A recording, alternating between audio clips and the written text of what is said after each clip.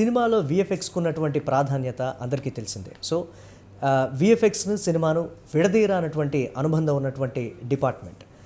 ఈ సన్నివేశాన్ని మనం చూస్తున్నాము అనంటే అందులో విఎఫ్ఎక్స్ ప్రాధాన్యత చాలా ఉంది అనేది కూడా మనకి అర్థమవుతున్నటువంటి పరిస్థితి. సినిమా అద్భుతంగా వచ్చింది అనంటే విఎఫ్ఎక్స్ బాగుంటేనే సినిమా బాగా వస్తుంది అనేటువంటి పరిస్థితికి వచ్చేసింది. సో, ఇవాళ మనతో స్టూడియోలో ఉన్నారు విఎఫ్ఎక్స్ సూపర్వైజర్ చందు ఆది, శ్రీనిధి విజువల్ ఐకాన్ సివిఎఫ్ అకాడమీ ఫౌండర్గా ఉన్నారు వారు. విఎఫ్ఎక్స్కు ఉన్నటువంటి ప్రాధాన్యత ఏంటి, రాబోయే రోజుల్లో సినిమా ఇండస్ట్రీ కంప్లీట్గా విజువల్ ఎఫెక్ట్స్ మీదే ఆధారపడబోతోంది అనేటువంటి మాట కూడా నిజమా కాదా, వారి మాటల్లోనే అడిగి తెలుసుకుందామండి. నమస్తే చందు గారు. నమస్కారం సార్. సినిమా ఇండస్ట్రీలోకి రావాలని చాలామంది అనుకుంటారు, మీరు ఎందుకు గ్రాఫిక్స్ డిపార్ట్మెంట్నే పర్టికులర్గా ఎంచుకున్నారు? అవునండి, అంటే ఇదేం ప్లాన్ చేసుకుని వచ్చింది కాదండి. నేను పుట్టినంత రాజమండ్రి. ఓకే. అక్కడ ఉన్నప్పుడు నేను ఫోటోషాప్ డిజైనర్గా వర్క్ చేసేవాడు అనమాట. ఓకే. అక్కడి నుంచి ఎడిటర్గా చేంజ్ అవ్వడం, అక్కడి నుంచి ఇక్కడ మహా న్యూస్లో ఎడిటర్గా షిఫ్ట్ అవ్వడం రాజమండ్రి నుంచి. ఓకే. అక్కడి నుంచి ఇంకా దీని తర్వాత స్టెప్ ఏంటి అనేది చూసుకుంటే నాకున్న అంచనా ప్రకారం గ్రాఫిక్స్. దాని నుంచి ఇంకా గ్రాఫిక్స్ నుంచి షిఫ్ట్ అయ్యాను, కానీ ఏం అనుకున్న అయితే ఏం షిఫ్ట్ అవ్వాల. జస్ట్ అంటే గ్రాఫిక్స్కి ఉండే ఫ్యూచర్ ఇంపార్టెన్స్ని మీరు ముందే గుర్తించారు? గుర్తించలేదు కానండి, అప్పుడు ఉన్న పరిస్థితుల్లో అదే జీవనానికి ఇదయింది. ఇప్పుడు నన్ను లైమ్ లైట్లోకి తీసుకొచ్చింది కూడా అదే. ఓకే. అంటే రామోజీ ఫిల్మ్ సిటీలో మీరు పనిచేశారు కదా, అసలు అక్కడ వర్క్ ఎన్విరాన్మెంట్ ఎలా ఉండేది? చాలా బాగుంటుంది కదండి, చాలా. ఎందుకంటే మేము అక్కడ పనిచేస్తున్నంత కాలం కూడా టైమింగ్స్ కానీ, శాలరీస్ కానీ, వర్క్ ఎక్స్పీరియన్స్ కానీ చాలా నేర్చుకున్నాం కూడా అక్కడ మేము.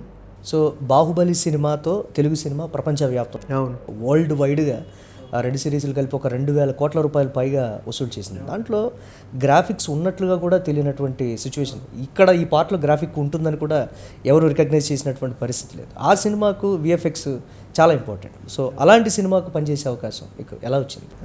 ఆ టీంలో నేను కూడా పనిచేయడం నిజంగా నాకు జన్మల అందరికీ రుణపడి ఉంటా. ఎందుకంటే నేను ప్రపంచం గర్వించదగ్గ సినిమా మీరు చెప్పినట్లు, మన తెలుగు సినిమా ఖ్యాతిని కూడా విశ్వవ్యాప్తంగా చాటి చెప్పిన సినిమా అది. దానికి పనిచేయడం నిజంగా చాలా హ్యాపీ కదండి.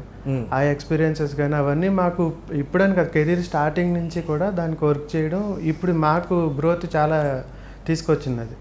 అందులోనూ ఆ టీము చాలా ఇంపార్టెంట్. రాజమౌళి గారి దగ్గర వర్క్ చేయడం అంటే మాకు శ్రీనివాస్ మోహన్ గారు ఉండేవాళ్ళు సూపర్వైజింగ్, వాళ్ళందరి టీంలో కలిసి నేను కూడా పనిచేయడం నిజంగా చాలా హ్యాపీ. నేను అది నా కెరీర్ని కూడా చాలా బాగా తర్వాత బిల్డ్ చేసుకోవడానికి చాలా హెల్ప్ అయింది ఆ సినిమా. ఓకే. రాజమౌళి గారి సినిమా కూడా బిగ్గర్గా ఉంటుంది.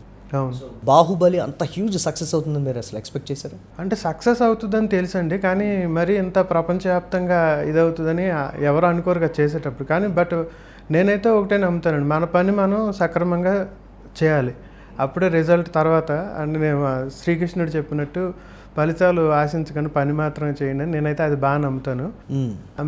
ఏ సినిమాకైనా, ఈ సినిమాని కాదు, సపోజ్ ఇప్పుడు మనం బస్ డ్రైవరే ఉన్నాడు అనుకోండి, డ్రైవర్ మంచిగా తోలితేనే మనం వెళ్ళగలం. బస్సే కదా అని ఈజీగా చూడకుండా అతను ఎంత కాన్సన్ట్రేషన్తో ఉంటాడో, మనం కూడా మన పని చిన్న పని అయినా పెద్ద పని అయినా, చిన్న సినిమా అయినా పెద్ద సినిమా అయినా అది సక్రమంగా చేయగలిగితేనే మన ఫలితాలు బాగుంటాయి అని చెప్పి నేను అనుకుంటాను.